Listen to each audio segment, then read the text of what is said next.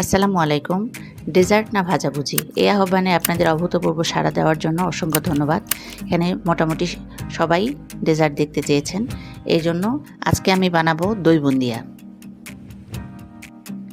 এই জন্য লাগছে আমার টক দই, ছোট ছোট মিষ্টি বুন্দিয়া, পাকা তেঁতুলের রস, পুদিনা পেস্ট, বিট লবণ, চিলি ফ্লেক্স, ভাজা জিরার গুঁড়া, লবণ। এখানে আমি 2 কাপ পরিমাণ টক দই নিয়েছি। প্রথমে টক দইটা ভালো মতো ফেটিয়ে নিব। এর মাঝে লবণ, বিট লবণ, জিরার গুঁড়া, চিলি ফ্লেক্স অ্যাড করব, করে আরও কিছুক্ষণ ফেটিয়ে নিব।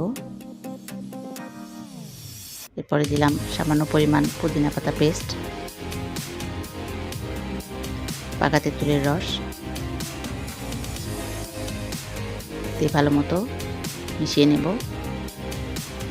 এরপর অ্যাড করব বুন্দিয়া। এখানে আমি 3 থেকে 4 টেবিল চামচ পরিমাণ বুন্দিয়া নিয়েছি। আপনারা আপনাদের পছন্দ মতো নেবেন, দইয়ের পরিমাণ অনুযায়ী অ্যাড করবেন।